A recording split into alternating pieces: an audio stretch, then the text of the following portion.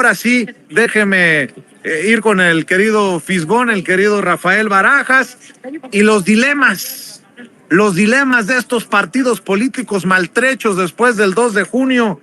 El PRD con un Chucho Zambrano que no sé en qué condiciones dice, ya no tenemos al PRD amarillo, pero a lo mejor lo tenemos rosa después, o rosado, sin albur. El PAN, que también, si siguen por el camino que van, y Marco Cortés logra imponer a Jorge Romero, vinculado al cártel inmobiliario, como presidente del partido, va que vuela al basurero de la historia. ¿Qué me dicen del PRI con Alito Moreno, que ya quieren cambiar el logo, los colores y hasta las siglas del PRI? Mi querido Fis, diría el presidente, son tiempos estelares, son momentos estelares, Fisgón.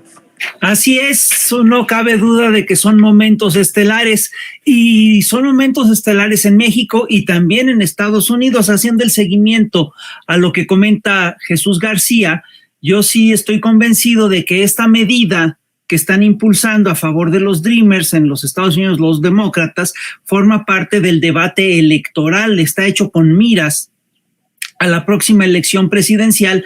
Pero a mí lo que me parece más relevante de todo este proceso es el peso que han adquirido a nivel electoral las comunidades hispanas y notablemente la comunidad mexicana.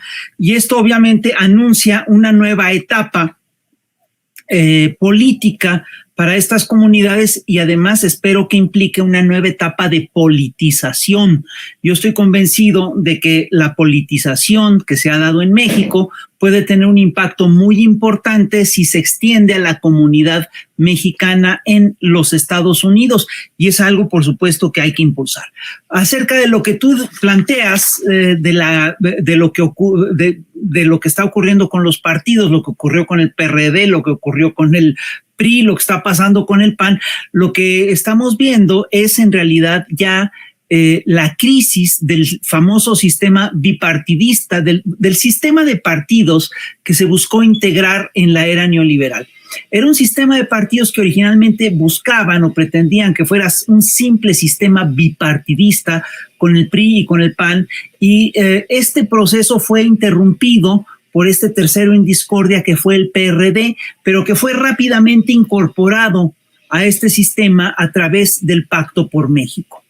El PRD se incorpora a la historia del Pacto por México, se fractura entonces el PRD, ahí es cuando surge el movimiento de reconstrucción nacional, el movimiento de regeneración nacional, Morena, y empieza el obradorismo con su ruta ya fuera de esta lógica de partidos.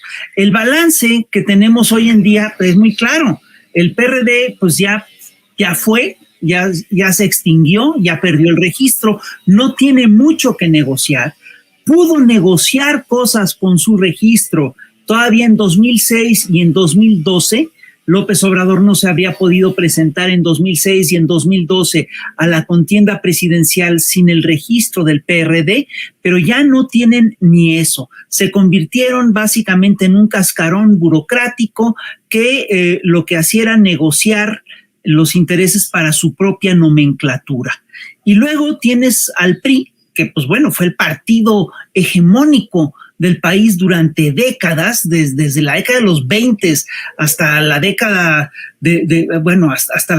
hasta el final del siglo XX, ¿no? Y luego tuvo, como lo acaba de señalar Paco Cruz, tuvo un repunte, tuvo un reposicionamiento en el sexenio de Enrique Peña Nieto, ¿no? Pero regresó reloaded con todos los vicios y con unas ganas enormes de reponer los 12 años en los que no había podido hacer negocios turbios a la sombra del poder, y se acabó de desfondar.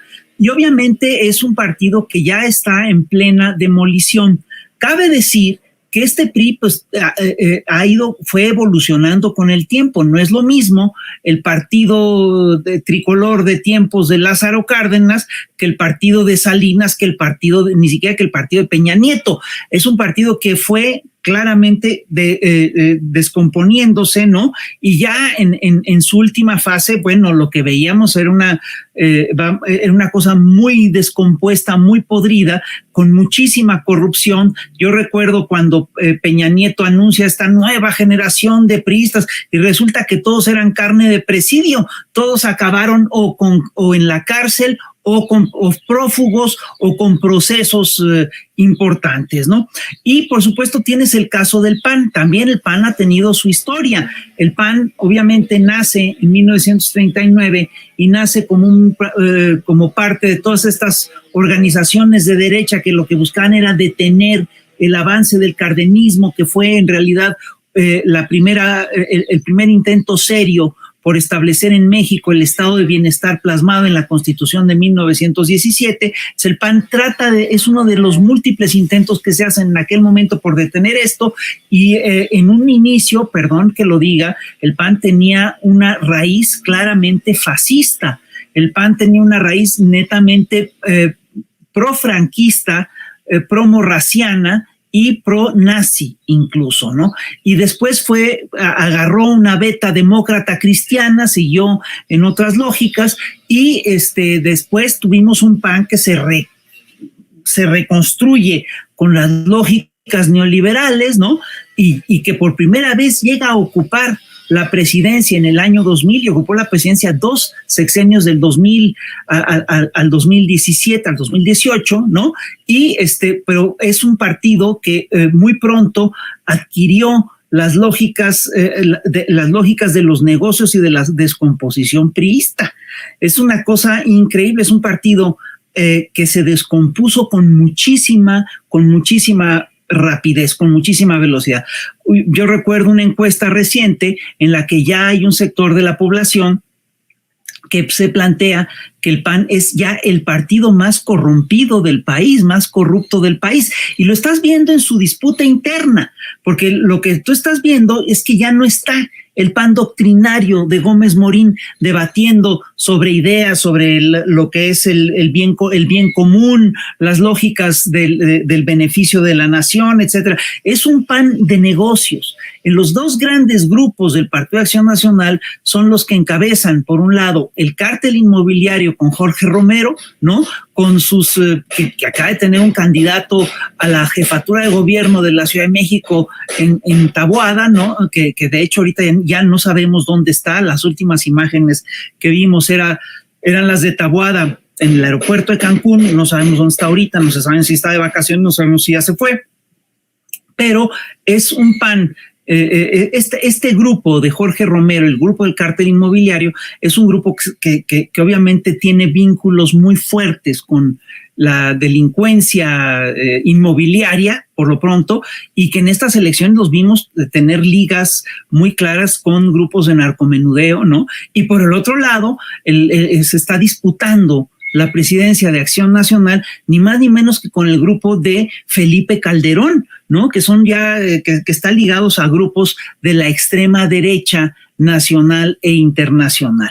Entonces, yo sí creo que estamos ante una descomposición de todo este proceso. No solamente los partidos entraron en proceso de descomposición, entraron en proceso de descomposición también los grandes medios masivos de comunicación y todos sus comentócratas, ¿no? Y también estamos viendo que entran en un proceso que dejan acorralados pues a algunos poderes que son muy importantes, ¿no? Por supuesto, el Poder Judicial quedó en una muy mala posición en este proceso, y del mismo modo quedan en una muy mala posición muchos de los organismos autónomos.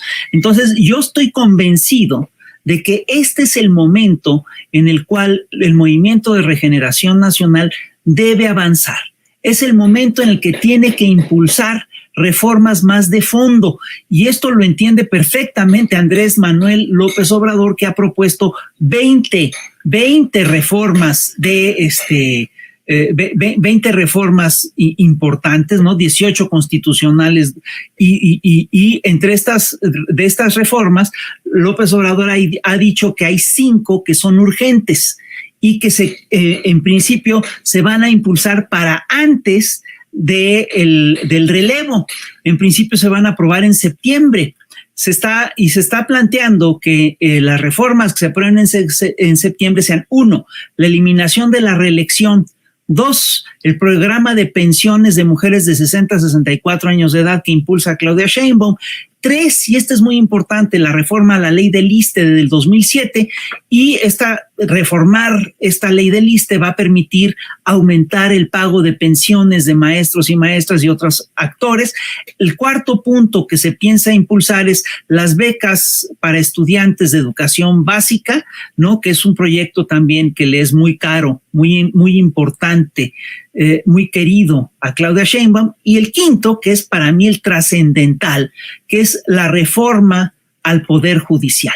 Y esto es crucial porque es ahí, es el Poder Judicial es uno de los poderes que son punta de lanza en contra de todos los gobiernos progresistas de la región. Es lo que posibilita la guerra judicial, es lo que posibilita el lawfare. Hacer una reforma al Poder Judicial implica una mayor estabilidad para el gobierno que viene. Entonces, viene aparejada la crisis de los partidos, ¿sí? Tiene que venir aparejada al avance del proyecto morenista en el Congreso, en las cámaras. Y Morena tiene todo en las cámaras para salir adelante. Yo estoy convencido de que tiene las puertas abiertas para hacer esto. Tan es así que ya el INAI y el Poder Judicial ya dicen: no, si nosotros, si vamos a negociar, si nosotros siempre estuvimos a favor de la negociación, no sean impositivos, no se porten así. Después de que se portaron arrogantes, groseros, después de que le cerraron todas las puertas a todas las posibilidades de negociación que se les plantearon, después de que se hizo un plan A para poder hacer una reforma al sistema eléctrico, para poder consolidar la nacionalización del sector, después de que se hizo un plan B para poder también lograr avances importantes, y que el Poder Judicial se cerró, los partidos se cerraron, ni siquiera quisieron discutir nada. En fin, entonces yo creo que es el momento en el cual el Movimiento de Regeneración Nacional tiene que cerrar filas y tiene que avanzar.